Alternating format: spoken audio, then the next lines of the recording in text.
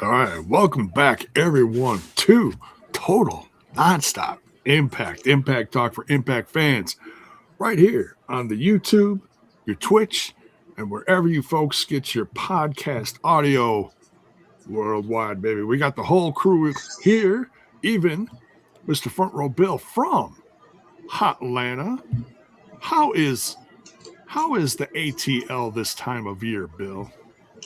Well, I'll tell you the weather from. Well, I know we're gonna get the same up our neck of the woods, but yeah, it was warm. I'm glad I brought the vest because yeah, the jacket would have been a little too warm. It was a little warm today. Not used to warm weather. It's been so long. Missed it. Yeah. Yeah, we all live pretty far north. I'm in Wisconsin. You guys are on the East Coast, but you know when we live in further north, you're feeling that cold several months out of the year. Alicia, how you doing?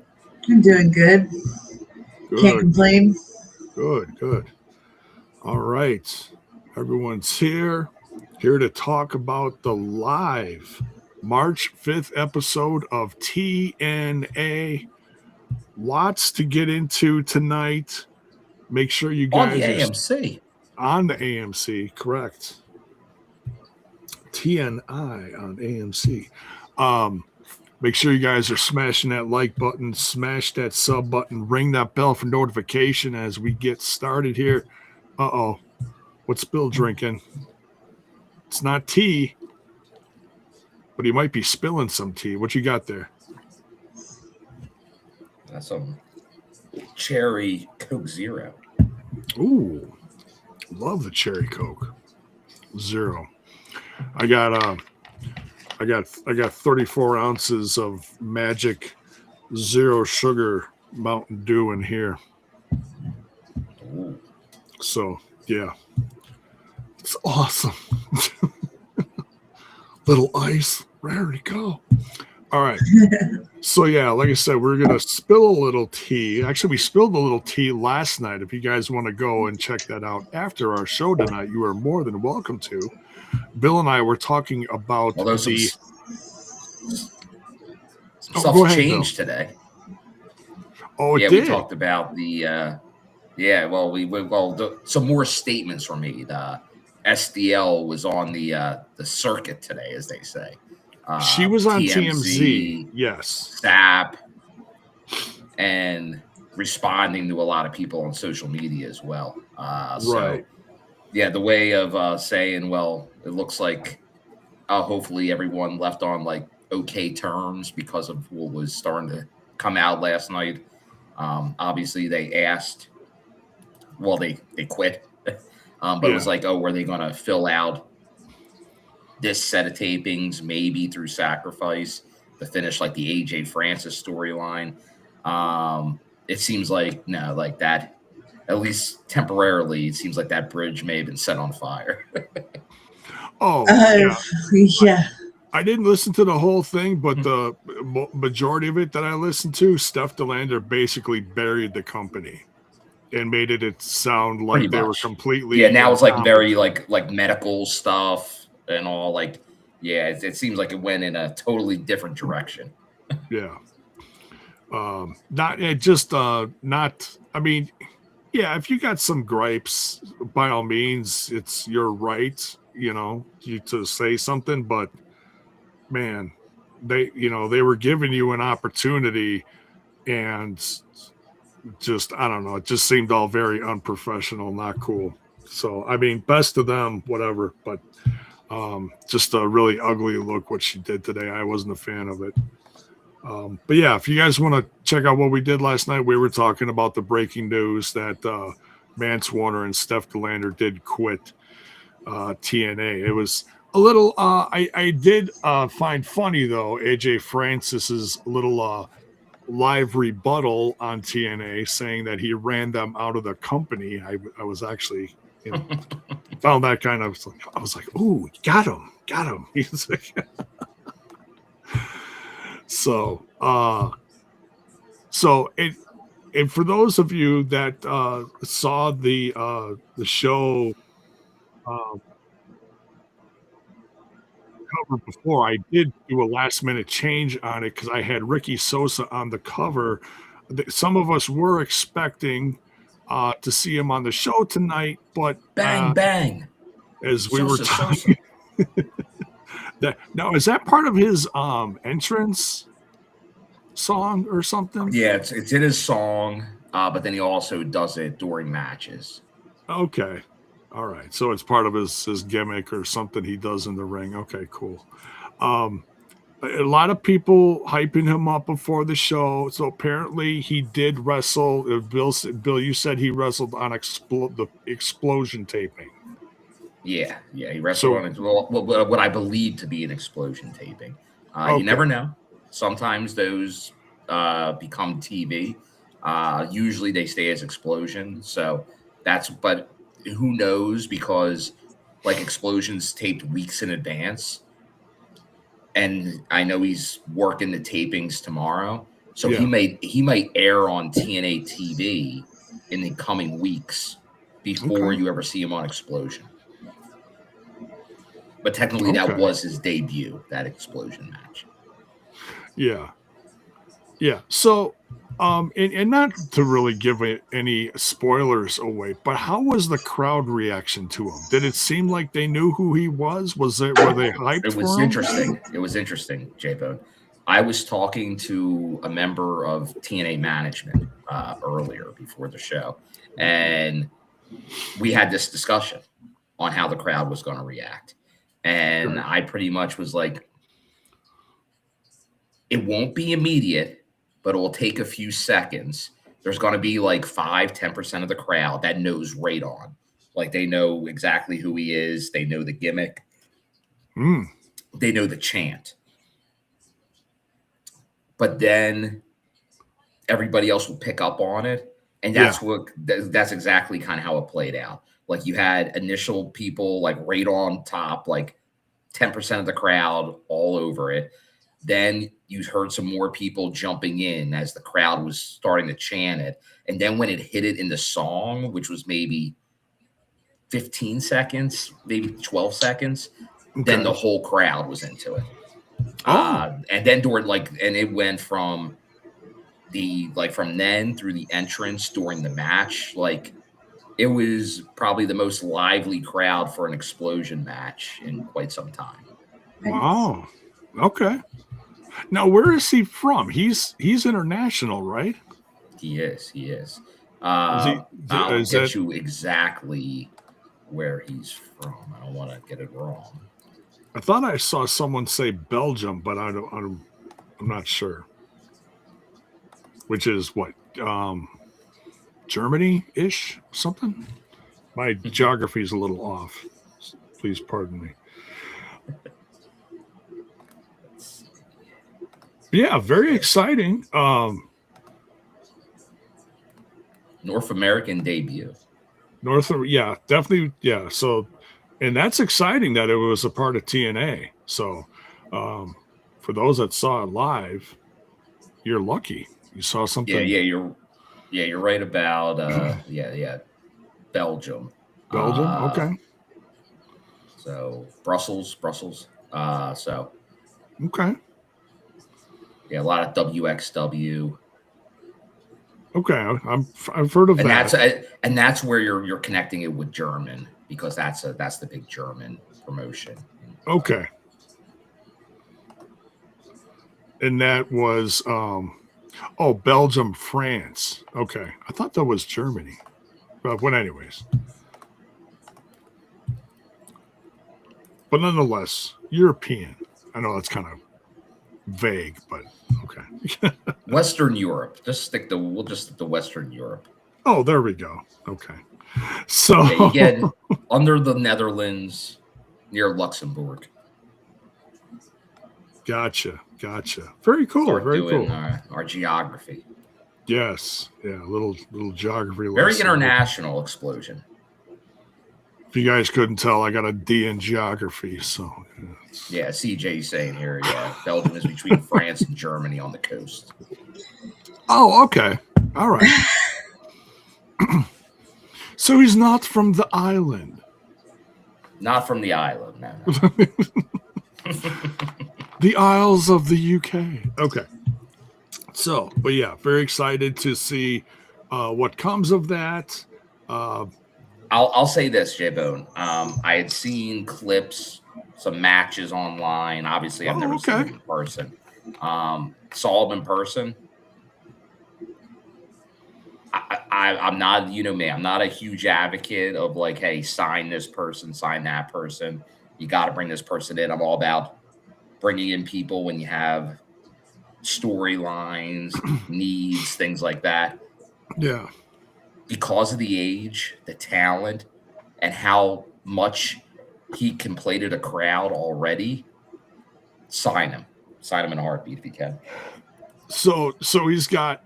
So it sounds like he's got a natural charisma, kind of like Leon Slater. Yep. Yeah. All right. Cool. Well, I'm very excited. And I like we saw Leon.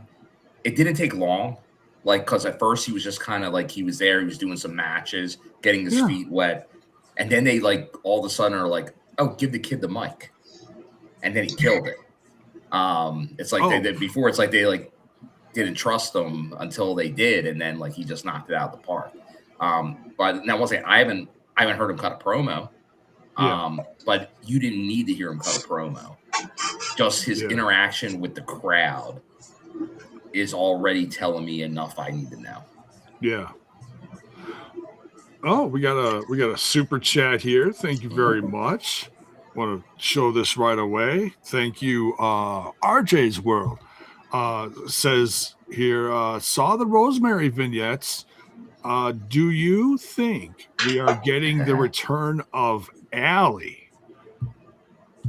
Now I'm going to throw this to Alicia. Did you see that tonight?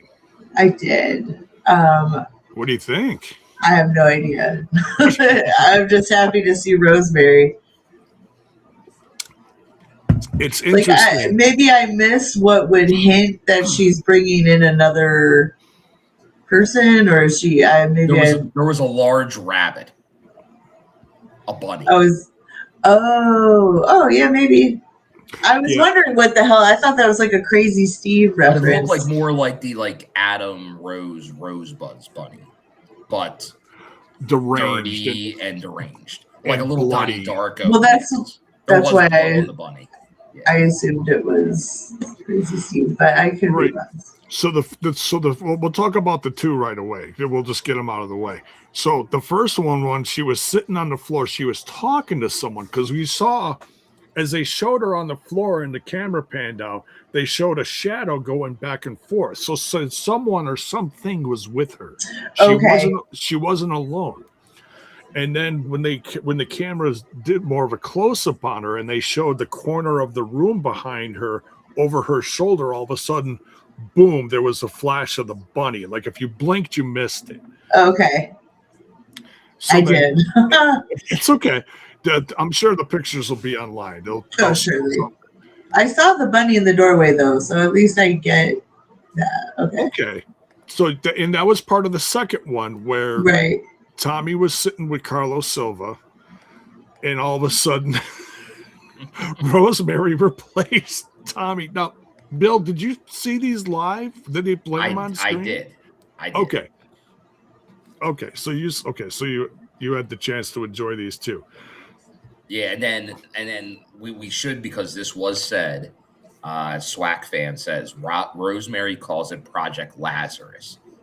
I wonder what that is. Now, if you know Project Lazarus, what that means. Oh, that kind of does hint at what they're bringing somebody back from the dead. Oh yeah. So they're using kind of a biblical reference here. Lazarus was a person in the Bible. Jesus Christ brought Lazarus back from the dead. That was one of the many things he did, performed miracles in front of his followers. So that's very interesting that they're giving that term to it. So yes, bringing someone back from the dead. We all know the history. Well, maybe some of you don't know because you might be newer fans of TNA. There was a character by the name of Allie, and Rosemary was very tight with her. They were, for the longest time, and especially in the indies, because the Bunny was what do they call her in the indies? Cherry Bomb or something like that. Yeah, Cherry Bomb, Cherry yeah. Bomb and Pepper Parks. Yeah, She married to Pepper Parks. Pepper Parks just came back from wrestling. Had a I think it was a multi-level back fusion, and he's wrestling again. Which it blows my mind because that's the surgery I had. And I always jokingly said, "Oh, I'm going to start my wrestling career now." No, but hey, God bless him that if he's physically able to do that, not many are able to. Randy Orton's doing it too. Yeah, J-Bone, I do want to quickly hit Bell's Boy with the $10 super chat. Thank you. Going more on Ricky Sosa here. Ricky Sosa is a Congolese born in Brussels, Belgium, and has wrestled for the German promotion WXW. I'm curious where the Rosemary story goes from here. Macklin versus Santana is going to cook, have fun, and smile. Give us a nice smile there, J-Bone. There you go. Thanks, Bell's Boy. Much love, brother. Good to see you. Oh, Bell's Boy here. Here we go. Let's get some. Ricky is 1.93 meters long and weighs 95 kilograms. Wait, what? You and your Dewey Decimal System. Yeah, right? Nobody knows what that means. So just going back to Rosemary for a minute. She did the contract signing with Carlos, and Carlos seemed to be like almost entranced in whatever Rosemary was. Did you notice like the focusing, like when she was shaking his hand and touching him, like she had like a red glove on, now it kept glowing. There was a red glow. Yeah. So she was doing something mystical to him. So Rosemary's got some magic going on. They're going there. They're going back there. It's old school TNA Undead Realm stuff. I absolutely love it. And the way they shot this cinematically, when they were like looking, past her to the outside of the room where the doorway was, then they showed the deranged looking bunny in a white kind of suit, and the mask had the ears all like chopped and bloody, and it was crazy. And the fact that she signed the contract in blood, what'd you think of that, Alicia? Dope.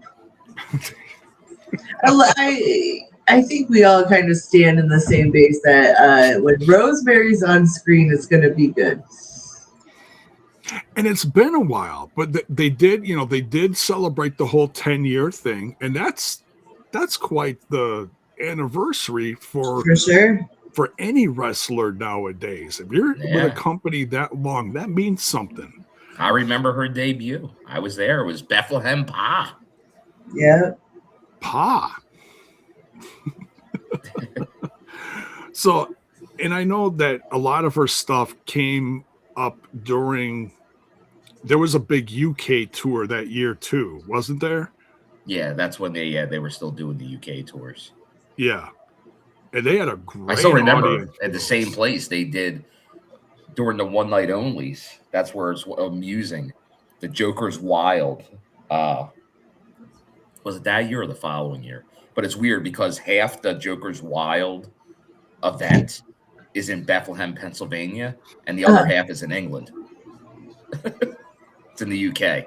So it's like one tournament but remember, this was the TNA era where they did that, and then they did the whole tournament in Florida that no one knew was a tournament.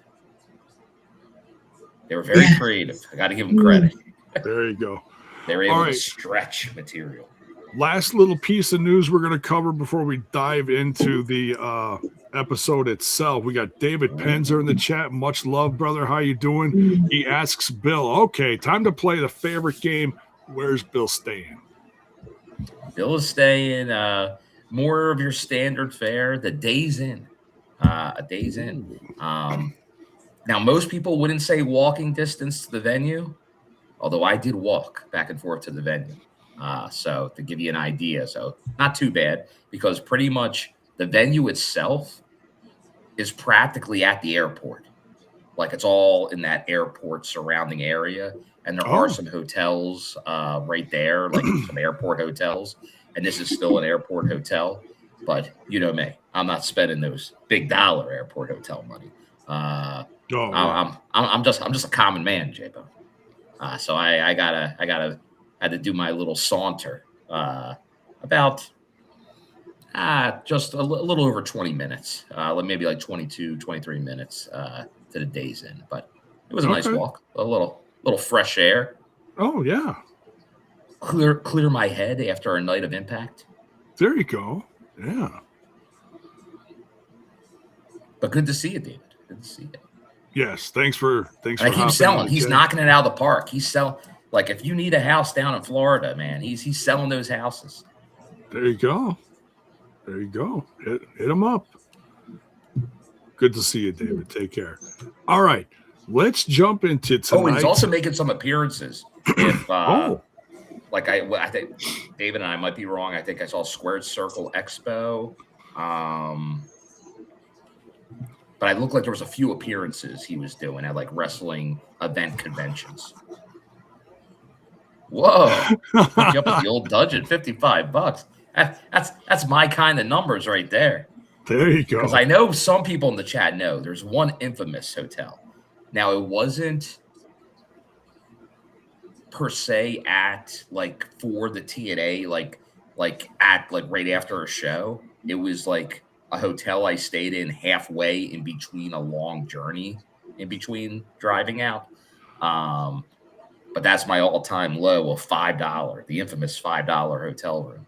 But that was obviously a glitch on that site. There you go. Sometimes you need a glitch. Sometimes the glitches help you out. All right. We dive into tonight's live TNA ATL episode, March 5th, 2026. We start out with some knockouts action. The title is on the line. Arianna Grace with her man Stacks at ringside, getting into all sorts of trouble. Jody Threat going after the TNA Knockouts title. And that ringside was loaded with knockouts. I got this. Knockouts on the stage, knockouts surrounding the ring on the several corners, including Tessa Blanchard at her crew, kind of making Carlos Silva uncomfortable at the announce desk there. Alicia, what do you think of this opening match? I thought it was good. I thought it was a fun match between Arianna and Jody Threat, but I really liked the aesthetic of having all the other challengers for the women's belt come out and be observant towards the match, because it just reminds everybody who's in the field, in the pool, and it's different, kind of different. I liked it.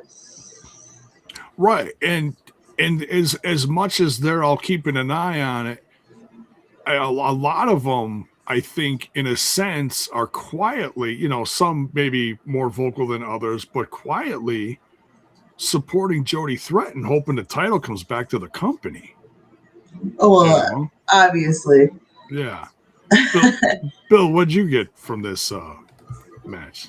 No, I definitely liked what they were setting up as they started, because like I knew when this match was made, like I'm like, well, Danny's gonna show up in some form or fashion, but obviously none of them really got involved. They just showed them all. But the first tease was like, oh, Danny. Well, first it was actually Tessa coming to commentary, so it was like, oh, interesting. But we know what her and Jody, like that was sort of playing around with. But then obviously Danny shows up, Indy shows up. You have the Angel Warriors. Like I was expecting, although we see her later, we were just talking about Rosemary. I was almost expecting like where's Rosemary in the balcony at some point? But I think that it really did a good job of setting the table, as we've seen with these live shows, what they're doing. Like, remember that first one, which I know a lot of people went after, but it was like, we're letting you know who we are. We're TNA, X-Division, knockouts.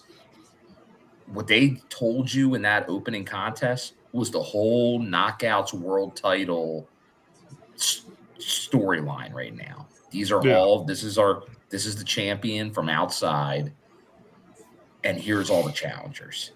Yeah. Made it very easy to follow. Like, this is what you should be following. This is what you need to know. So I thought it did a good job of that. And honestly, we saw in the end, like, it wasn't completely clean, but it was fairly clean. Like Stacks tried to get involved. But in the end, Arianna, I'll tell you, from winning the title in this match, I think for someone we only saw compete a handful of times, I think she's improving. Like, I think you got to admit, even if you were a hater, she's looking better and better as we're seeing these matches. But she's there to get heat. She was always good. What? Oh, people don't think that. People think she is not good, Arianna. I don't know. But I think it's more just she doesn't wrestle that often. We didn't see her in a wrestling role. And honestly, in NXT, she doesn't really wrestle. So I think a lot of what she's doing, it all depends on who you work with. And I think she's a good dance partner with these other knockouts. Yeah. But like I said, I do feel like if she's a one-on-one with Danny, I imagine Danny beats her in like a minute, which I'd be fine with because I think that tells a story. But like in Jody, like they had a legitimate back and forth match. So yeah, it was decent storytelling. Like, oh, okay, well, the Cobra was almost used a few times. It wasn't, but she got to win. That's a big first offense. Yeah. So yeah, all around, just showing who's keeping an eye on things outside the rings. Tessa Blanchard and her crew and everyone else showing up. That was cool. So good first outing here. Arianna Grace does successfully defend. And then we go to Gia Miller backstage with the Nemeths. And Nemeth's always just Ryan Nemeth is always just a cut up doing just rude things. Few audio issues here, but then it kicked it into gear. And talking about being the main event of the show, Nic Nemeth versus Slater for the X-Division Championship. Next, we get everyone's favorite, the Elegance brand, coming down to the ring. Now, this is where things really get interesting in the crowd. I saw people, so some people in the chat already talking about it. Mama June and her family, were front row for this, and we saw some commercials. Depending on where you saw it, I was watching on the TNA Plus, and they were showing commercials for the new reality series, Mama June. And it's going to be on Wii TV or something. It's coming up later this spring or something to that effect. I'm not really into reality television, but I get you do co-promotions. You want to get those celebrities in the crowd. There was even Lillian Garcia they showed, so that was great to see. Famous ring announcer for WWE. That was nice. But then it got really goofy because the Elegance brand, you had no Ash. No Ash was out there, so that was interesting. Right. But Mr. Elegance had a brand new pair of, I don't know, I'll call them Daisy Dukes. I don't know, he had them hiked way up. But M and Heather by Elegance noticed Mama June at ringside, and they started trashing him, saying, hey, hey, you guys belong outside at the food truck. And I was like, oh, that's an interesting reference. We lost Bill. They must be doing something. All right, we'll get him back. But then all of a sudden, coming through the crowd is ODB. And she's got her cooler with her. Obviously, slinging, just trying to sell her meat. So, and she has her own food truck. For those of you that may not know, ODB, classic knockout. Great to see her back. Lisa, what do you think about seeing ODB back and then what she did with the Elegance crew? I loved it. She gave Em and Heather a baked bean bonanza. Is that what that was? Yeah, I am sure the concept is probably supposed to be like those barbecue Sundays or whatever. So it's like all the fixins and the meat in the cup instead of like in a whatever. Yeah, cup of meat. But it looked like mostly baked beans. Yeah. A lot of sauce in there. Yeah. Also, my thought is, who wears short shorts? Mr. Elegance wears short shorts. Yes. Which and means sparkly shoes. He's so on point. He uses, and during the live reaction, I did get a couple laughs out of my chat, but I said that his baby oil regimen rivals P. Diddy's. So he's got all the baby oil. A little controversial. He knows what he's doing with the baby. He's so shiny. He's so shiny. It's like there's not too many other people that are that shiny in the biz. A lot of people have gotten away from the baby oil. Not him. My goodness. Bring it back. Yeah, it's coming back, folks. So, the Elegance brand takes a bath in the meat. Great to see ODB back. Bill, what'd you think about ODB coming back? Oh, well, we knew that she had said that she was kind of doing like a last run. And it was like we saw her when they were in Minnesota. We know we've seen her here and there, but it felt like we needed to see her during this run. And it makes sense because like it feels like during like the Mickey Ash angle, we're going to see some former knockouts return. We saw some on social media, like Taryn Terrell, Miss Tessmacher. So ODB showing up on screen, playing a role here. I think it could be the start. Like, once again, I don't think like that that might be it. Like maybe we'll see a little bit more ODB, but I have a feeling we might see a number of former knockouts, like Tara. Can we see Tara? I'm great. Paying homage to knockouts of the past. I'm always a fan of. As we have this new roster that we kind of talk about, where, as we saw in that opening match, like there's so many people that could be knockouts champion. And you're oh yeah, they could win. They could win. So like you could like 5 years from now go, wow, remember when it was loaded with her, and her. But a lot of people, until they do it, they're not going to say that. But you can see the potential in all that.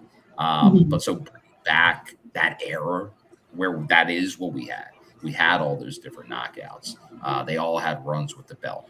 I think we could see that all happen again. And the literal passing of the torch. Yeah, and it's, I think she's out there, and a lot of it has to do with supporting Mickie James as well. So, it just adds to that. But it's apparently, we'll get to the injury report later. We find out more about Mickie James. I see the chat does not agree with my assessment that Arianna is getting better in the ring. And I agree with you. I feel like we need to see more. Now, once again, there wasn't a lot to. I think when people say that, like, what I'm saying is, like, I'm not saying she's doing like crazy stuff in the ring. I think what she's doing well. Like, Right. Like, I didn't think she looked clunky tonight. I thought she looked pretty good. Now, she wasn't doing a ton in there, but like I like her like doing like trying like to do like submissions and things like that. I think that's a good way to go. I think that's a smart way to go. Right. So like I said, like I think for what she's doing in there, I think she's doing it fine. And I think it fits a character, which I think that she does very well. I think she has a very good character. So Yeah. once again, Yeah, and she's like, I'm not expecting her to pull off crazy moves, give star matches. I'm there to be entertained, and I think Right. she's doing an entertaining job. So yeah, and she's credit working where with a it's due. pro. She's working with a pro like Jody Threat, so that's also going to help her a lot. You know, it's going to help her. Well, that's the thing. learn. Like I said, I think she's working with the right people, and I think Yeah. that's half the battle a lot of the time. Because we Yeah. even saw it, and I think there's people that can work. But remember early on, and I'm a big fan of Indy Hartwell, but like clunky, there were some clunky matches early on with Indy, and I think it had to do with height. Honestly, I think it was just opponents weren't meshing well together. Yeah, that happens. Yeah, you're used to doing moves on Moves someone to that's more. somebody. Yeah. Like so, just stuff was off. Yeah. But now, obviously, she's been around longer, so I haven't like honestly, I like Indy's looked a lot better. So I think it's just getting comfortable. Yeah. Yeah.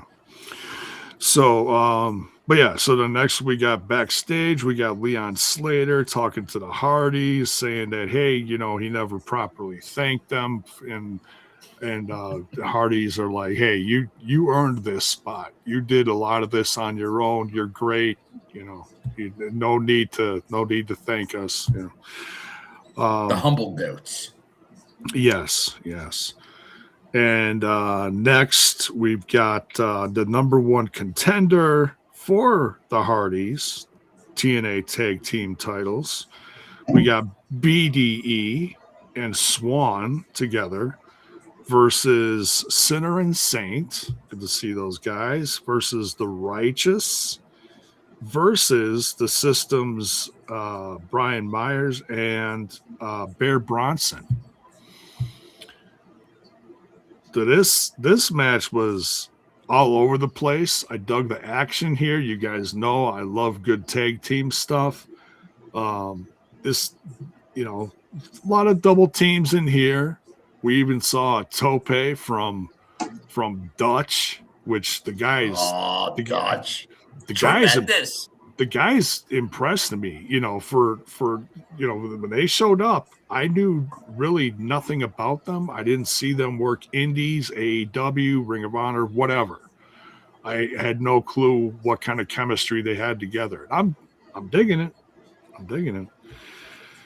So, but we get the System here with the win, pinning B.D.E., and we'll get to more of that later. But what'd you guys think of this match? I didn't get to see it, but go ahead and talk about it, guys. Okay. It was a tag, as you said, J-Bone. It was one of my favorites, a tag team extravaganza. Fatal where you have four-way, everybody in there. And once again, I think with these live shows, I see a little bit of a pattern that they go for. We talked about it with the knockouts. It's like, here's our knockout division. We have a title match, but here's all the contenders. Guess what? This was a number one tag team contenders match for the Hardys belt. Here's all the teams that are contenders for that belt. This is our division in a nutshell. Selling it. So I can't disagree with how they're doing it. I think it's a smart way of doing it. Gives you a little feel for everything going on. We're still early enough. Like it feels like there's definitely now almost a TNA built-in audience that is watching every week, which is great. But now you're in that, can you start bringing some new people on mode? Like fulfill what your base wants, but you want to grow beyond your base. That's the goal now.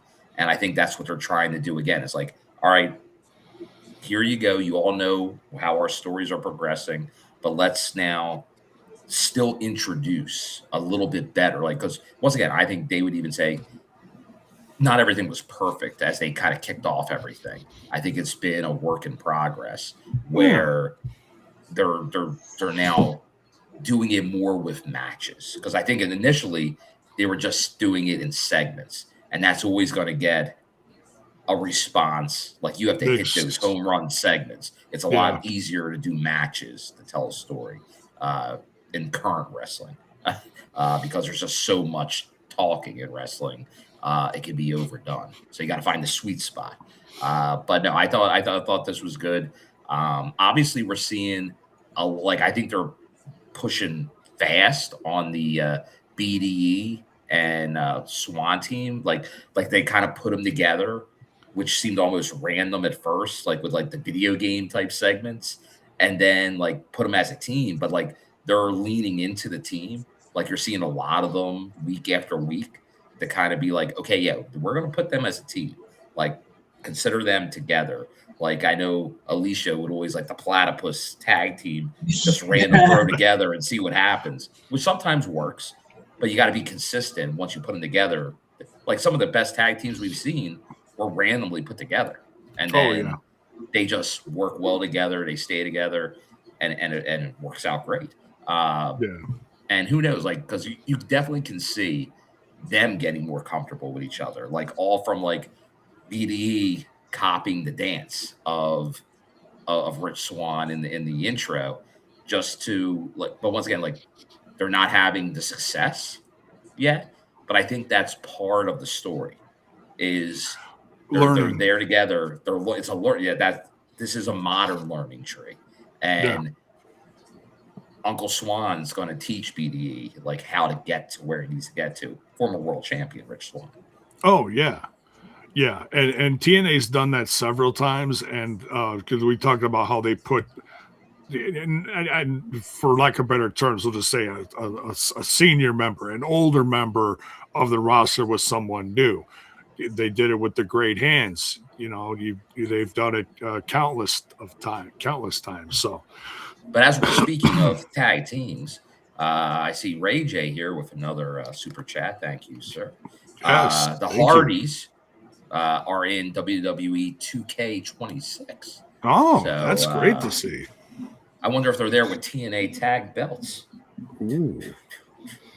Well, if not, I'm sure someone's gonna like make a plate, you know, some piece of artwork you can put. I think the impact zones there, like I'm not into the gamer stuff. I'm probably what you consider a retro at this point. If I play, at one point I was in my youth, I was all about the games, J-Bone. Oh, I played I played the WWE games all the time. The first one I got hooked on was it SmackDown 2. I got that as a Christmas gift. I made all the characters, and you see now, how J-Bone, the games evolve over the years. This is a weird thing that I'm about to say, J-Bone. Okay. That's like past my heyday in games. Like, my heyday was earlier than that with wrestling games. Oh, like, I know there was older ones, yeah. Like, I'm like NES to like Genesis, Super Nintendo. Oh, sure. Some of the more classic like Sega stuff. CD. Oh, I remember getting like WWF for the Sega CD, and I was like, what? Oh, my. Yeah. But yeah, that was before you could do a lot of the create. Like, the only stuff you could create was like some of like the baseball games. Yeah. And I remember it was like the unlicensed, like the ones that didn't have like, they weren't Major League Baseball, like Baseball Stars. Baseball Stars was like the best baseball game on Nintendo because you could create your own teams, but like you would just make like your own people, like it'd be like all your friends are a team. Oh yeah. Yeah. So yeah, one of my friends had I can't remember what system it was. It was a game called Raw. And it was N64. Yeah, I think so. And he had everyone from work in the game. because we all played together. We all, hung out. We all worked in the newspaper and the production and watched wrestling and played the games. And he would make all the salespeople that we didn't like in their own like group, in their own like stable. And it'd be like us versus them because we didn't like them. And we all went over to our friend's house and we all played this game one night, and it just had fun with the entrances and had just laughing at all these entrances and the matches and everything. Yeah, good stuff. Bell's Boy. And the Bell's Boy coming out. Oh, great to see all the super chats. I don't think we even asked for anything tonight because obviously they're open because everyone's doing it. So much appreciated. Thank you so much. It helps keep the show afloat, guys. We just greatly appreciate it. It's all love. He says, Bell's Boy here says, Sinner and Saint and the Great Hands, the greatest tag team ever in TNA, ever need to be pushed. I'm tired of the system always getting shots. Okay, rant done. Vaya con Dios. Godspeed, y'all. Thank you. Thank you, Bell's Boy. So yeah, I hear you. It's at least they got a variety of tag teams to go through now. It's It's all fluctuated. All right. Now we'll briefly go over this again. But we were talking about this earlier. The Rosemary promos. Where she was in like a little like room by herself. There was a shadow of a figure going back and forth in the room, so she wasn't alone. And it was, we saw that they said if you blinked, you missed it. We saw it over her shoulder at the end of the promo. Was like a deranged looking bunny, and then we saw stuff on the paper that she was holding, which was her new contract. So basically looks like she's trying to fulfill all these, like the 7 deadly sins is what it looked like. And this whole like promo continued into the next thing as she got it signed from Carlos Silva, and then she signed it in blood. So she's got a couple things checked off on her list, and I don't remember exactly what it was, but the big thing was it said at the end of the second promo, it said to be continued. So this is going to be an ongoing thing. Number one, I think to bring back, yay is right, to bring back the bunny, and B, hey, we just need Rosemary on her TV. She's one of the best promos in the game. You never know what she's going to do. The legend. She is. Lisa, you look like you wanted to say something. No, I was going to burp. Sorry. Oh. I fully agree with what you're saying. All right. So next we got Moose coming out, and Lish makes an appearance with him. They're both talking about the system, of course, and so then Moose, he's talking about them individually, and he challenges next week. We're gonna see Moose versus Cedric Alexander. Thank you. Which he wants to get a little payback because right before he got kicked out, he got beat by Cedric Alexander. And Moose was kind of on a weird run where he was losing a few matches. We're not used to seeing that, So he's trying to get some let's say match mojo back. Don't mess with his mojo. People wanted J-Bone. Here you go, because she was here, and we're all big fans of her. Do you want to know something? Yeah. Big Boston energy. Now, she didn't turn on Moose here. Alicia, do you still think that is eventually going to happen? I don't know. You don't know? Okay. I don't know. Because you sounded pretty sure of it a week or two ago. Okay. Mm. Okay. I'm holding on to the gut feeling that she's going the betrayal route. Okay. Just drawing it out. She's going to be loyal to Eddie eventually. That's her husband. It's true. That's how it always goes. First, she's not on board, and then she gets on board. And she's not wrong either way. Right? Do you, boo-boo? Right. What, Honey Boo Boo? You talking Honey Boo Boo? No. Swag fan with another super chat. Thank you. It says Silva doesn't know what the fuck he signed. Wow. Little devil emoji there. The devil I don't think he does. Is in the details. Ooh. He did not read the details. Well, because Rosemary assured him Tommy Dreamer agreed to everything. Oh, yeah. Absolutely. So. Thomas Dreamer. Thomas the Dreamer. All right. Next, we have the injury report. Thank you, Bioflex. Thank you, Bioflex. All right. So, looks like Mustafa Ali is out. He got pretty banged up from the guitar case casket match. Say that 10 times really fast. Getting buried in a casket is going to do that. Gotta boo-boos. Oh, he was boo-booed up all right.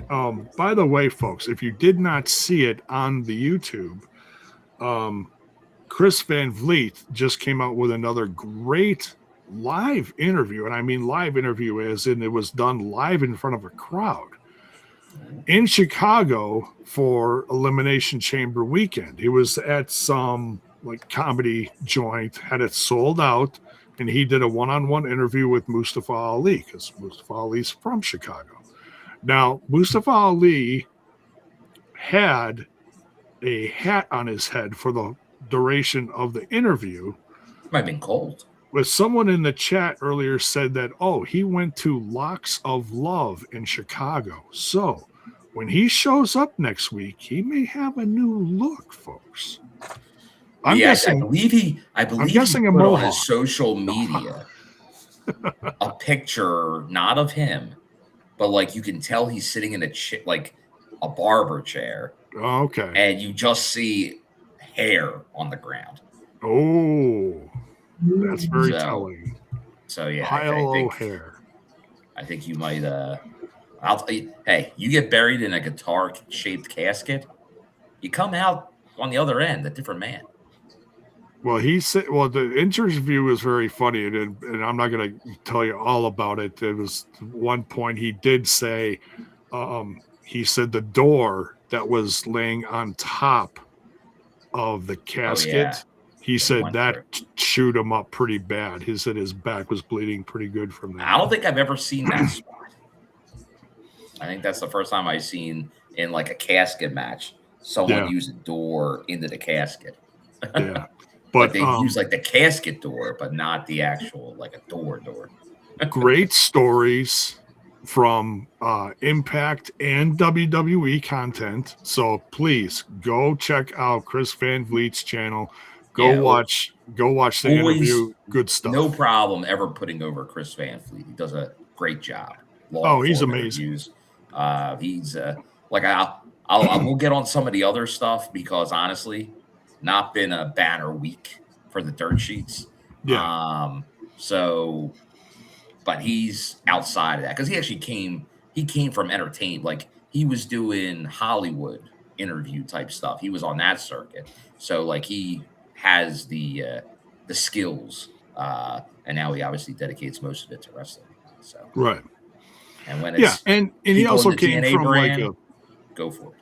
He also came from like a professional TV side of things too. Oh yeah. Oh yeah, he was doing all the junkets for Hollywood movies. Yeah, that too. And he's from Canada. Good Canadian. So yeah, Wrong with yeah. that. Plus, The one thing we did not mention, J-Bone, we should, because you put over Mama June so much. yes. We got to put over Moose and his former teammates that he was putting over tonight.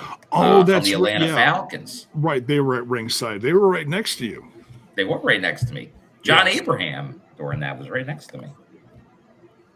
Right. Like he was So, like yeah. future Hall of Famer. And I think someone in the chat's even saying it. I think it's something we don't say, but it will happen obviously one day.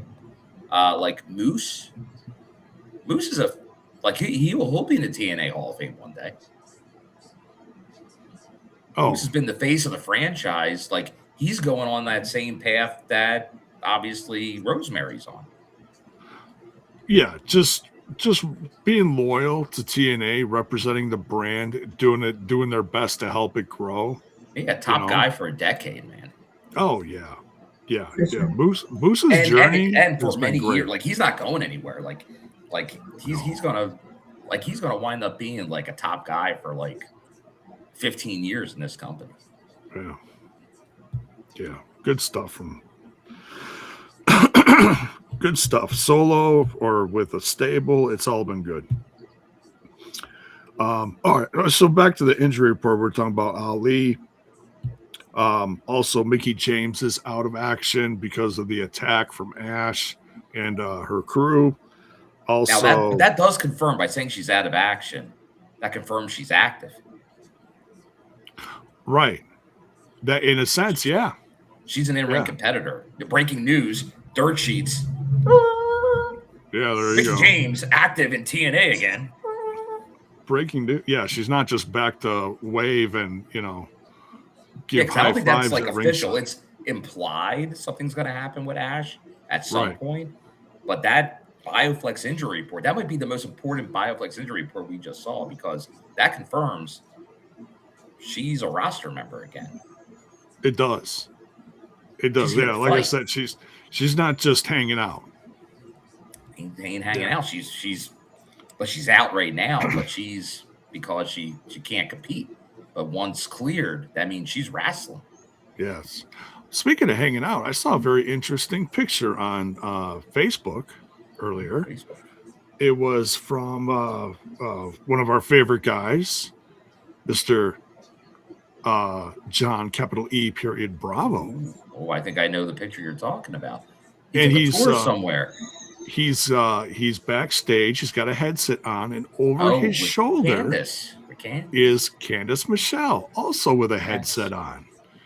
So that gives a little more insight to what she's doing backstage, which I think is awesome. So, because we were all kind of like, oh, what do we think she's doing? So I'm surprised. Like now that you just said that, though, J-Bone, you're about to get people starting to mention something in the chat because there was breaking news in the wrestling world from a former member of TNA. Oh, that happened to be leading, I believe, the creative team on SmackDown. Oh, you're talking about Road Dogg. B.G. James, yes. B.G. James. Former, what was the... Three Live Crew. Thank you. I was like... Conan, R-Truth, and B.G. James. What the 3 Live Crew?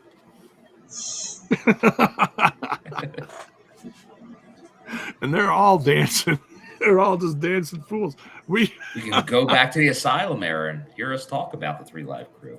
We loved quite a few times. We loved watching the inception of the 3 Live Crew, how they kind of came around, and all of a sudden Conan showed up, and that was back when he was still, now he's like, he's quietly supporting everyone he's kind of brought into the business or brought across the border into America, the Pentas, the Phoenixes, supporting LAX and all those guys. We see him from time to time, but man, back then he was still very active, and I loved the 3 Live Crew in TNA. It was one of my favorite things to watch back then. So, all right. But yeah, so Mickie James out of action. Like we said, that's very telling that she's an active roster member there. Very good catch. Good catch there. And then Slater and Nemeth were cleared for action for tonight's headlining match, except that Slater wasn't exactly 100%, which, kind of, throws a little doubt in fans' minds like, uh-oh. Is he in trouble? Is he going to retain? Well, you got to, stay tuned and find out. Next, we get a segment backstage, and I love this. I love this because this is all good story, character build, storytelling. B.D.E. backstage, looking kind of, bummed out. Swann's like, hey, don't worry about this loss, And then B.D.E.'s like, what are you talking about? I took the pin, he's bummed out about it. Like he failed Swann. That's a big thing. It's like, Swann's like trying to mentor him and teach him. And it's like, it's not that you lost. It's what you do after this. It's how you get back up. And then Miguel backs all that up by kind of inserting himself into this conversation, like saying, hey, perfect example. And it's not a flex. It's just saying, hey, look, man, I've been through, what I've been through, a lot the last several months, you get knocked down, you get back up. He's like, hey, look where I am now. I was just going to say. And what? Chumbawamba. Yeah. You get knocked down. You get up again. But I get up again. Okay. That took me a second. I'm like, the song. Johnny boy. Oh, nice. Someone's obviously a fan of this. J-Bone dancing. Who booked this? Classic. Fair enough. Classic. Oh, yeah. Just wait till I start, doing the. Anyways. Are you Dougie? Are you doing the Dougie? Yeah. Old school. So yeah. Okay. So Miguel's like, hey, look at me. Look at where I'm at right now. Perfect example. I've been through a lot. Now I'm international champ. Order 4 walks in, and then Jada Stone's also in this conversation too. Mouthing off against Tasha Steele's like, oh, where's Ali? All this. And they're like, oh, he's coming back next week. You watch. You wait and see. Ali'll be back. It's great stuff. I'll tell you, banner night for Bioflex. You had the Mickie James news on the report, and now they're backstage at the Bioflex. Bioflex all over the show. Yes. Yeah. All right, next we got a match back in the ring. We got Elayna Black versus Mara Sadè. Definitely was looking forward to this one because it's also showing the growth of the Knockouts division. Hey, we got the championship out there. We got that first and out of the way. We had all the knockouts out there checking out the action, but you also got what I'll call like a mid-card, middle of the card match like this. This is perfect. 2 ladies that are new to the company and they're trying to work their way up the ranks. But they both have that goal. They do. Alicia, what'd you think of this? Actually, Bill, go first. Okay. Well, now it's interesting because obviously we've seen Marissa, like obviously she's been here longer. We've seen her like she's taken losses. She obviously had that long running feud with Ryan Nemeth that got into like street fight territory, like pushing the limits. But then you have the undefeated Elayna Black, who's looking for, like, she has her sights are set on that title. Like, she came in to go get that title. She's not going to be deterred. So she's just looking at Mara as a stepping stone to get there. But we we saw something new from Elayna Black tonight, and that is dirty tactics. Yeah. Oh, We the saw nugs. the Nux in the turnbuckle. Referee, are we not inspecting these things? When was that put Not there? anymore. We check the boots and that's it. And I had to do a little moving. I almost got hit with those Nux. They were flying out that ring. Oh boy. Would have caught her knuck-handed. But who the official probably wouldn't have believed it. But no, it's interesting, like, because obviously that was Daria Ray's kind of hand-picked knockout. You know that she's going to kind of get pushed in the direction with her, I'm sure, backing her.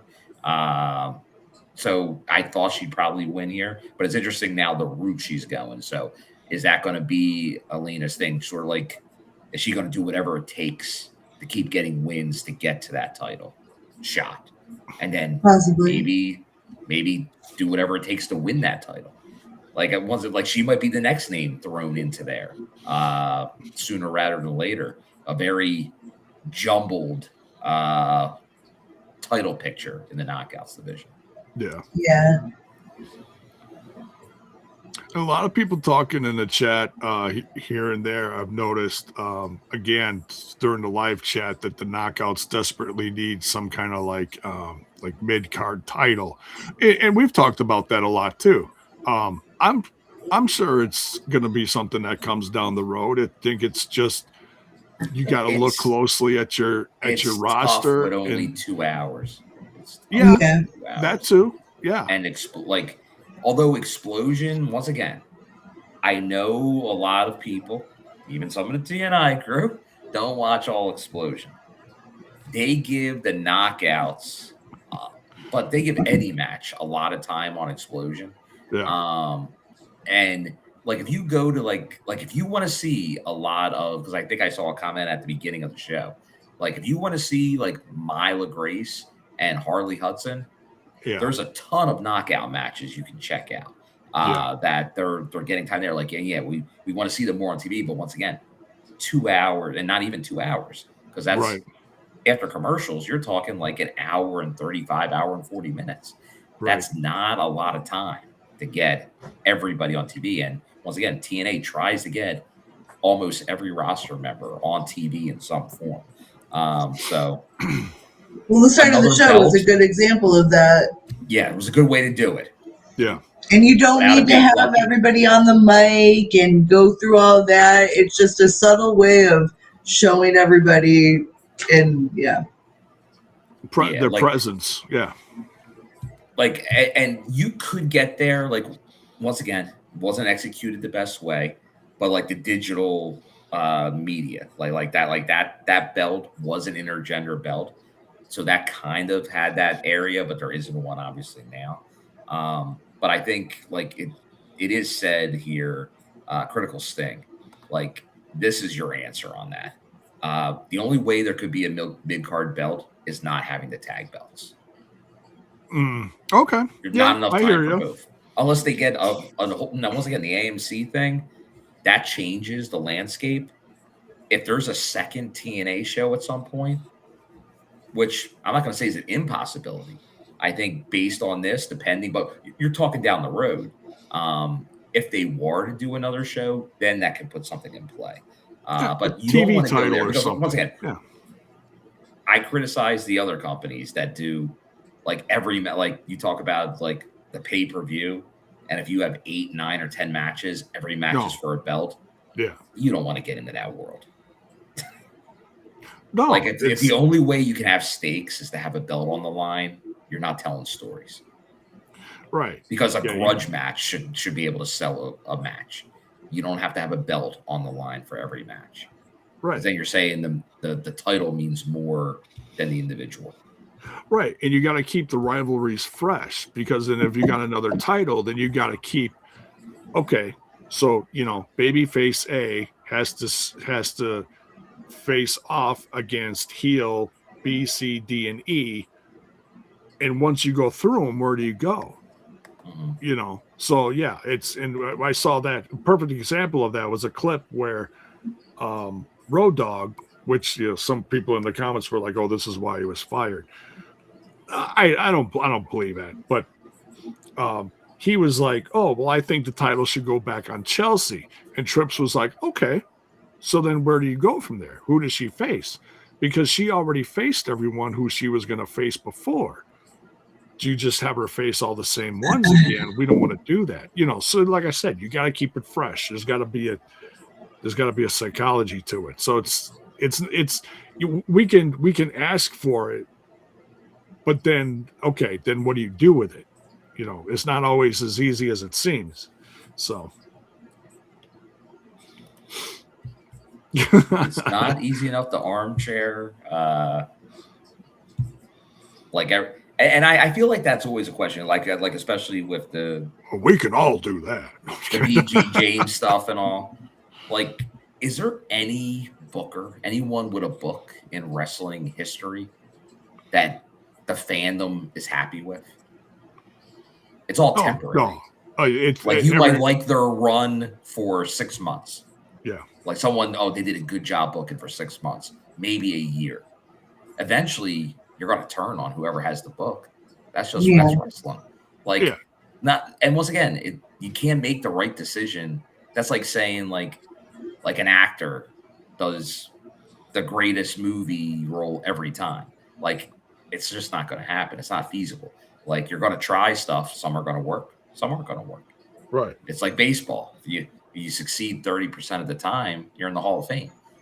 I think it can be similar there. Like, you want to connect. If you have a majority of your stuff work, you're doing a pretty darn good job. Some aren't going to work, especially when you're a TNA. And we talked earlier about the Undead Realm. Most promotions don't do anything like that. TNA is outside the box on some of this. Like, they'll do straight classic mat wrestling. They'll do comedy. They'll do an Undead Realm that's horror / supernatural. They'll murder people off screen. Like, they'll do anything. Like it's open game. So you're playing to a lot of different audiences, which some people like, but some people don't. Like, there's going to be like, they were like, "Oh, I love TNA for this, and this," but I hate when they do this. Like, there are divisive topics. Like, Wrestle House was divisive. Some of this other stuff can be divisive, but I like the variety. I think some people do. Like, it has an old school feel to it. But once again, you're gonna win some, lose some. But once again, you can go anywhere and find people just doing, let's just have the best wrestling matches we can. You can go to your local indie and find that.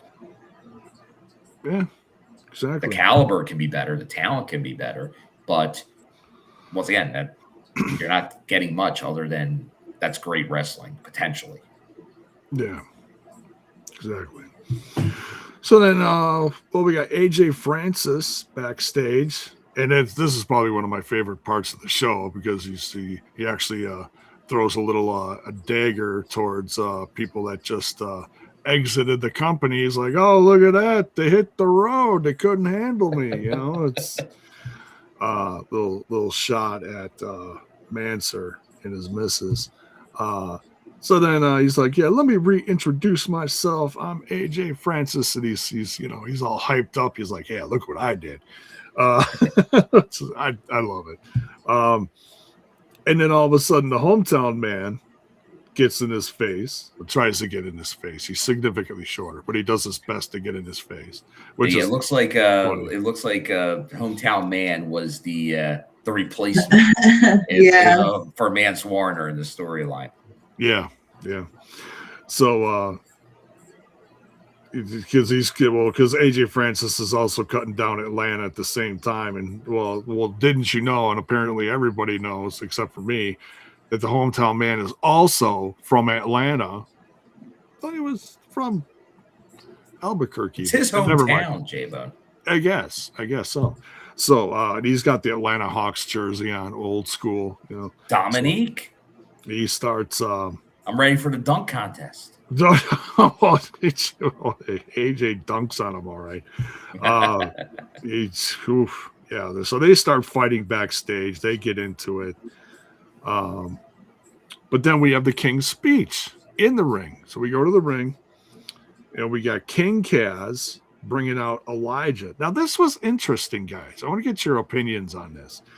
This was really different from like just a normal back and forth, like you have like your wrestler A has his wrestling show in the ring, and it's the best show in the biz, of course, because of who they are. And King Kaz is the king, but he brings out Elijah, and it almost felt like Elijah was like breaking the fourth wall, like you had a pause.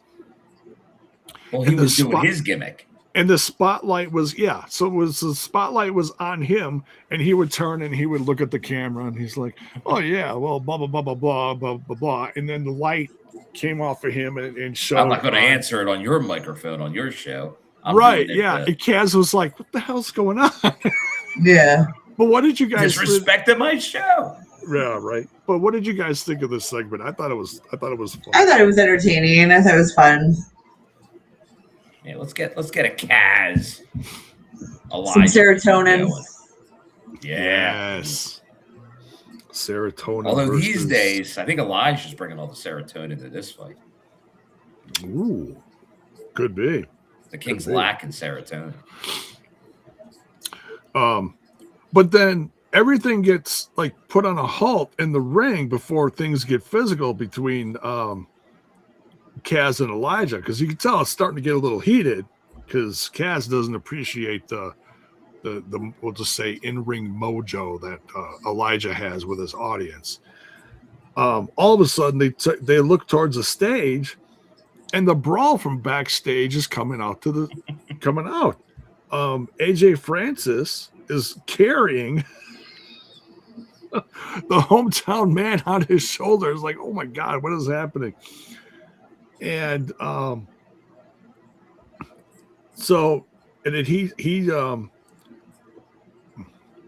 he grabs a hometown man, lifts him over the edge of the stage, points at a group of guys in the back of the crowd there, and throws him in there. Gives him. Yeah, his down payment, if you will, his finisher, his choke slam. And then Elijah leaves the ring, runs to the aid of the hometown man, like, hey, are you okay? Checks on him and checks on everyone because, man, it's, you throw the hometown man out there and wipes everybody out. So, in the end, it was money. I think so. Fair enough. And can we just call it out? I feel like we've had a few, like the King's speech. Where's my ever since Rich Homie Swann was out of first class, is the penthouse no more? You know what? Maybe I need my penthouse. I think it depends on where they are and what they need for the show. But yeah, the penthouse was the show on TNA. Well, that was the go-to. Well, that might be TNA. You might have given the key word right there. Was. Oh, settle down, J-Bone. Well, I'm just saying, if you lose our guy AJ Francis, he'll retool the penthouse. If you lose Casey Navarro, which I'm hoping he comes back soon, because that'd be great. Maybe. Pardon me. You got a rift with Swann, Rich Swann, homie, Rich Swann. Does that mean AJ Francis is just going to fly solo for a while? I mean, if you're going to have a penthouse, what are you going to fly solo in a penthouse all by yourself? That's not much of a flex. If you're going to have a penthouse, you got to have. You forget the penthouse on some of these episodes. You got to have a little, I know there's a guy in another company using so-called honeys at ringside, but AJ was doing that in the penthouse long before that. Like he's had people from the music world. Like that the Penthouse can get creative. He can. He can. So He can use other people. But yeah. I need more. I need more AJ Francis. Okay. All right. Well, you heard it here, folks. We need more AJ Francis. We need more AJ Francis. Once again, I think you had a great show. I need that show back. I need a new version. It could be a retooled show. I trust in AJ. Well, it doesn't help when people just, up and leave, So. He can do a solo though. You don't need a like a wingman. No, I don't. No, I'm saying they had a plan with, I think to continue this thing with maybe the AJ Francis Answer. Johnny Swinger show. Maybe. I remember when Johnny Swinger was the co-host on was he Madison Rain's co-host for Locker Room Talk? Was that where he was the co-host? Oh yeah, that's right. He was a great co-host, maybe the best co-host in TNA history. Yeah. he was always he was always sitting on the couch and it was awkward as hell and no one wanted to talk to him. With the rubber tree plant. Oh, it was good stuff. Oh yeah, the plant. Love the plant. There we go. Gary's got it down. He's reading my mind. You need a combination of Penthouse meets Swinger's Palace. Ooh. Now we're talking. Talking. It sounds like AJ Francis plus some psychedelics or some 80s mojo or something. I don't know. We'll see. All right.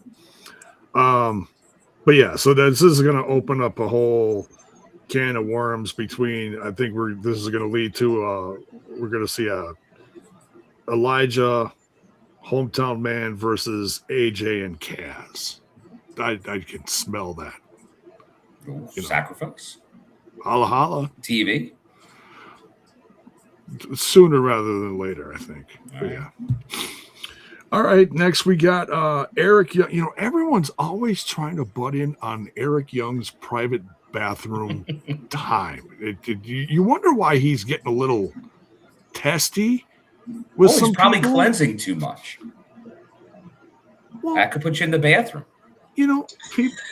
Guys want their privacy, when they're done doing their thing and they're trying to cleanse, that's their own time. And this cameraman is like, hey, what you doing there, Eric? And Eric is like, almost frothing at the mouth. Knocks him down again. Stupid. Who's behind the cameraman? Jeez Louise. Watch out, cameraman. Eric's going to get you. Thankless job. And he says, he's got a message for Slater. He says, I hope you win. Okay. All right. So he wants to be the one to dethrone the youngest X-Division champion. All right. All right, and then we get the second Rosemary segment. We've been over that. The contract signing with Carlos Silva, gold, just good stuff. If you came in late, just hit the rewind button. You can hear what we talked about it. So I kind of just combined everything. Yeah. That brings us to our match main event, TNA X-Division title on the line. Nic Nemeth trying to defeat Leon Slater, the X-Division champ. Of course, Ryan is out there. And, of course, we get some shenanigans at the end. But for the match itself, what do you guys think? Bill. I think on a good show, some good action, this match delivered. It was your match of the night. Now, with these two, I think you could expect a very good match. But as Nick was even saying, he's not an X-Division type wrestler. But that doesn't, once again, it's what the perception of an X-Division wrestler is. Because if anybody knows TNA, did it start out as like a cruiserweight type division? Yes. But the thing we know about the X-Division it's no limits. Anybody can wrestle in the X division, and a good worker is a good worker, and Nic is one of the all-time best. So I thought, and Leon just continues to knock it out of the park. So you can just see once again, and that I think that's part of why I think everybody is so hyped up for Sosa as well, because I think you just see so much potential in a guy like Sosa, like we saw happen with Leon. And if you want to even go another step, the potential of like a Leon with a lot of the athleticism, but just overall, but also a lot like a former TNA champion of recent memory that's now one of the most over acts in the business. And no, I'm not talking about Joe Hendry. I'm talking about Trick Williams. And I think that's the potential. Like when you look Leon Slater, like he's doing that, but then once again, like you'll see it in Explosion. I think you'll probably see it. My guess is after today, they're gonna put him on the main show probably tomorrow, I would imagine. But we'll see. I don't know that for sure. But to just see that reaction, I think you want to get that on the main show. Because they're gonna tape like 2 shows worth of content, like everything leading up to Sacrifice, right? Although they taped a lot tonight too before the show. So they're gonna fill out the content.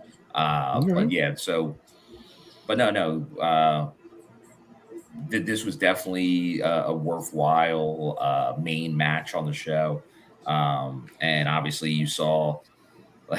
I know Critical Sting's like, well, is this gonna, like, we've seen Eric Young involved in this X Division storyline with B.D.E, Leon Slater. We'll see where this goes. Is this going to be the cleanse, or is this just an Eric Young gig? I'm annoyed. I'm causing trouble. I'm a world-class maniac on the X Division. Or is this actually going to be a culmination of the cleanse storyline? Yeah. I don't know. Yeah. Because obviously we get almost all the storylines come to fruition that get started. But obviously this one does feel like we're in that, could it be JBL? The storyline that starts and then gets upended. Now, obviously we know there were outside reasons with people in charge and all that that change, and that's why a storyline got ended. But for this, it doesn't seem that way. It's a long build. We'll just say that. Yeah, it is. Yeah, and look, we love Eric Young, and he's one of the more unpredictable veterans on the roster. So it's like, yeah, where is this going? We've been waiting a long time, but I've got confidence in him. You know, if it's just what he's calling his gimmick, that, you know, or his goal is he's cleansing the roster of whatever he's going after, so be it. You know, I think it's the fact that we saw other people, masked men, holding up the signs months ago. We're waiting for other people to show up. So we'll see. We'll see. We're still, you know,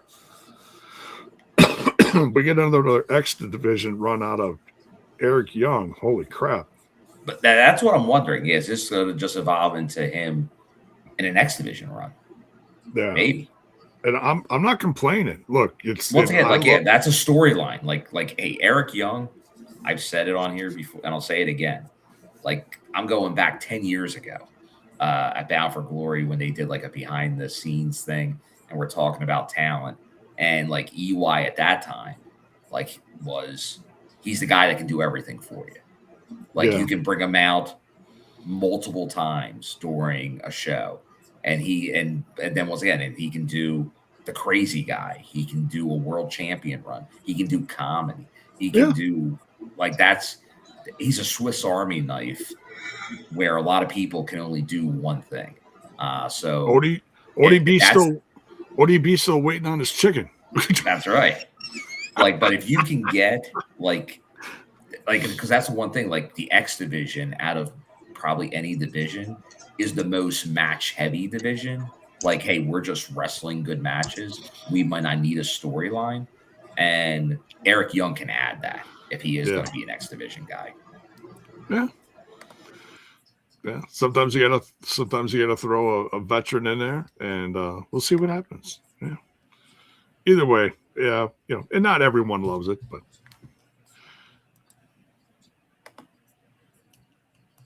okay. Alicia's got a chat. We thank you, Alicia. All right. All right. So yeah. So EY attacks him, gives Leon Slater the pile driver. Oh, pile Big could he be out now? Might Slater be out? Bioflex, I need to hear from you. Yeah, I mean, and they talked a few times during the match that this is the first title defense he's had in like 4 months, and it was because he was gone. There was the visa issues and everything,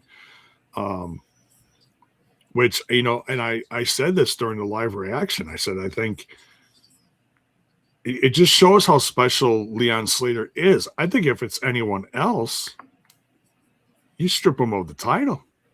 I think there's a very good chance that would have happened. But once again, it's tough because it affected so many members of the roster. It wasn't like just him.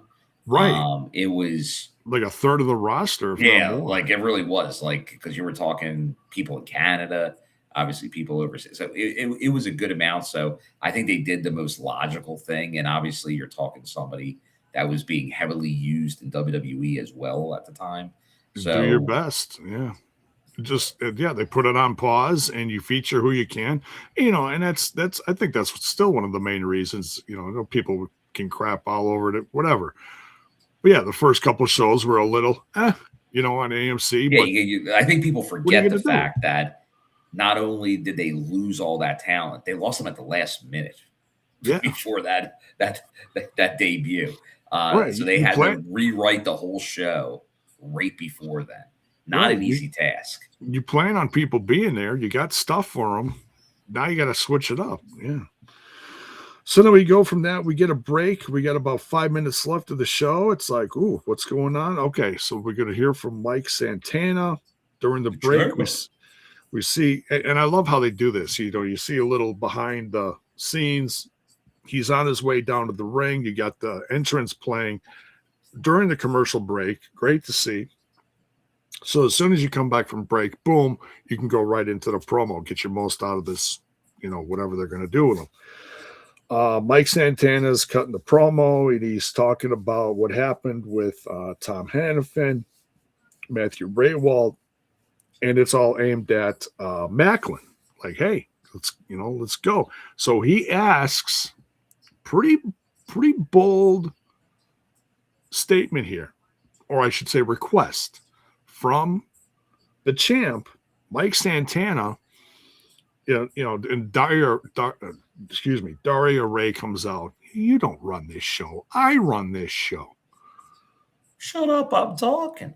Yeah, shut up, I'm talking. Exactly. The suit. Suit. The SWAT, as Alicia likes to say. She's like, I'll make the decisions around here. All of a sudden, Santino comes out, and he's like, hey, someone else that can make decisions. Guess what?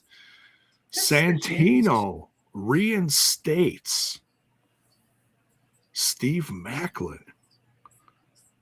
Mike Santana gets his wish, Bill. He's back. And he's like, hey, feast on this. There's a little date down the road on a calendar at the end of the month called Sacrifice. Ooh. We'll have Steve Macklin versus Mike Santana for the TNA title. We got a main event. I like it. So things are heating up. And what is Macklin going to do with there, Mike Santana? He's like he's going to put him down. According to Mike Santana, he is. He's not pulling any punches. He's gonna. He almost pulled a CM Punk when CM Punk was talking to Reigns at Raw, saying, "Hey, I'm gonna bury you so bad, I'm gonna put you next to your father," which I thought was like promo of the week here. Sorry, I loved it. I loved it. People were like, "Oh, you can't say that." No, shut up. Yes, you can. Well, thinking of things you can say. This is bonus wrestling. Baby. Bonus baby here. Building looked fantastic on TV tonight. The LED banner around the arena with TNA Thursday Night Impact looked killer. And we've been talking about it on here. I like to say, oh, no, it ain't Impact. It's Thursday Night Impact.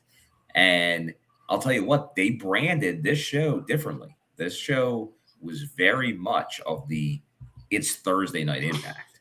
It was all over the arena. Thursday Night Impact. TNI. You might think they got a little TNI on the brain. Ooh. Yeah, we love TNI. TNI. But yeah, Atlanta was TNI's a great. Atlanta was really good to TNA tonight. You could tell right from the get-go. They were excited as soon as the show started, and they kept that hype throughout the show. They were so excited they were Jesse Spano. Yeah.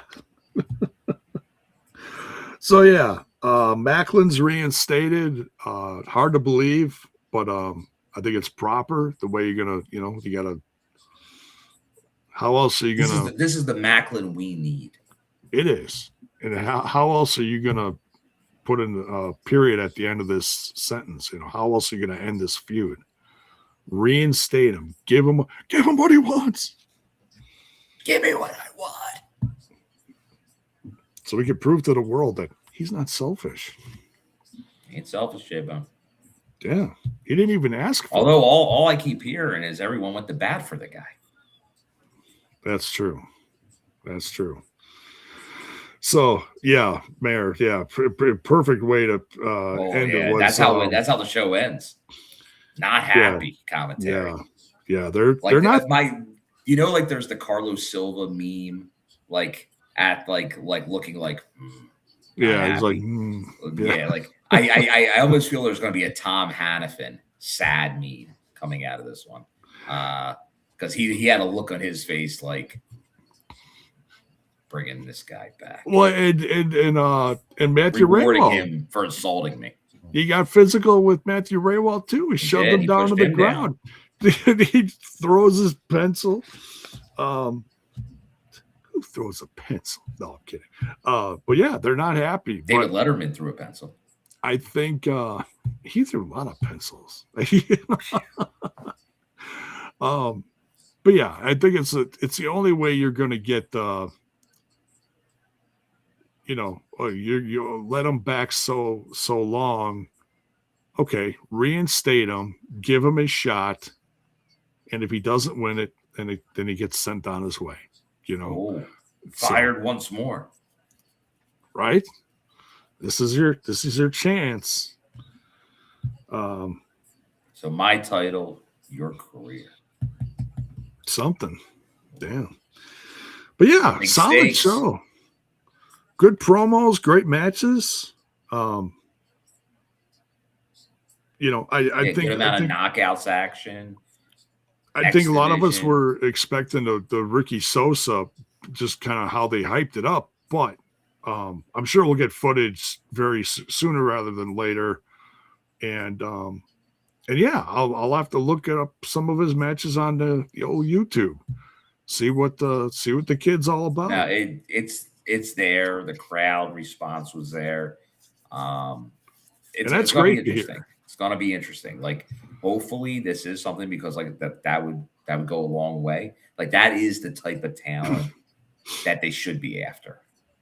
Like there's kind of varying degrees, but like young, like you can see the potential. Like, but he's beyond that. Like, this isn't just like a potential guy. This is a guy that's already doing it. A young guy already doing it. Once again, like, that's a thing where that guy is going to get to a very high level, like a Leon Slater, and you just want to be part of the ride. Yeah. And that ride could be a couple of years because you're so young.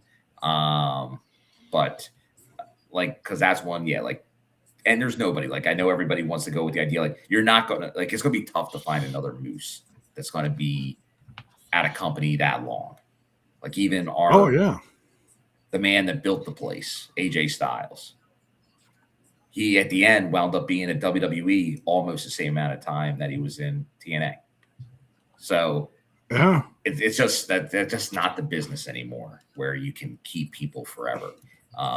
Like, luckily there is a base that has been here a very long time, and hopefully you can continue that. But that just feels like it's a tougher thing in this business, especially right now. Like, that landscape can change year to year, but with so much money, opportunities out there, unless, and once again, let's not gloss over the politics of it all. And when I say politics, I mean locker room politics. Like, if people don't think they're getting the push, like, TNA is different than these other companies. Like, they put you on ice, they put you in catering because you have a contract.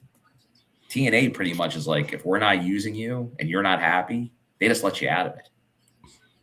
Yeah, they go work somewhere else.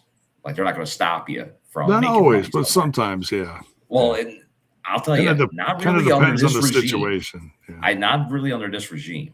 Like, under other regimes, there's been a few instances. But if you look closer, there was definitely reasons for some of that. For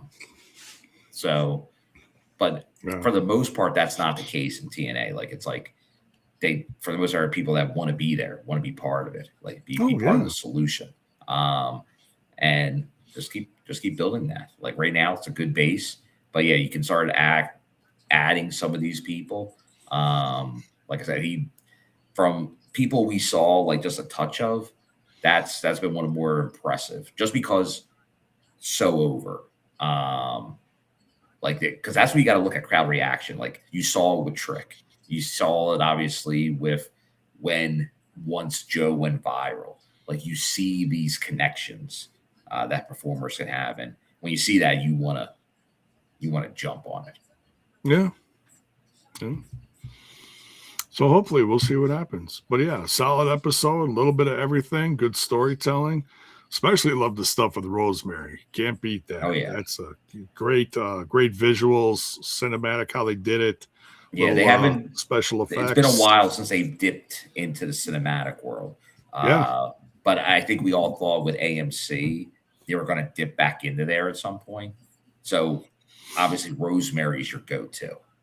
Oh, easily. Yeah. Like, that's the one, the go.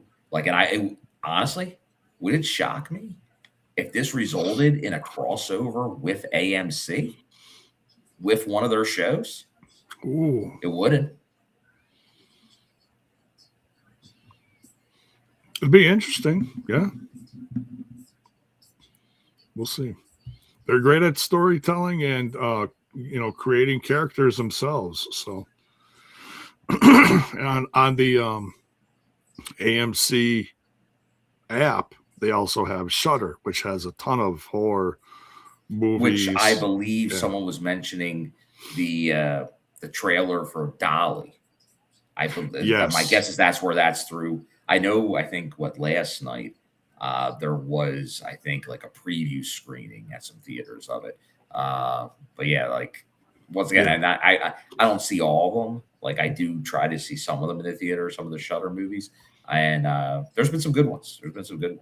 Like, it's definitely more in the independent horror category, which I always like to support when I can. Yeah. It looks, looks like it's in the slasher realm. Definitely, yeah. And when you try to come at it with something new, very tough. So many slasher, new yet formulas. Old school. It is difficult because there's been everything and anything. So, yeah. Although I've like, once again, it's tough because obviously when I was in high school, the first Scream came out, and now you're talking 30 years on that. Yeah, 30 years on Scream. Well, they got 7 now. Yeah, Scream 7. I went opening night, and I actually saw it again the other day. I gave it a second watch. The first Scream Ooh. it might be one of my all-time worn-out VHS days. Yeah. Because like I saw it in the theater. I think I saw it more than once in the theater. But then when it came on VHS, that's when we were just popping on the TV every weekend.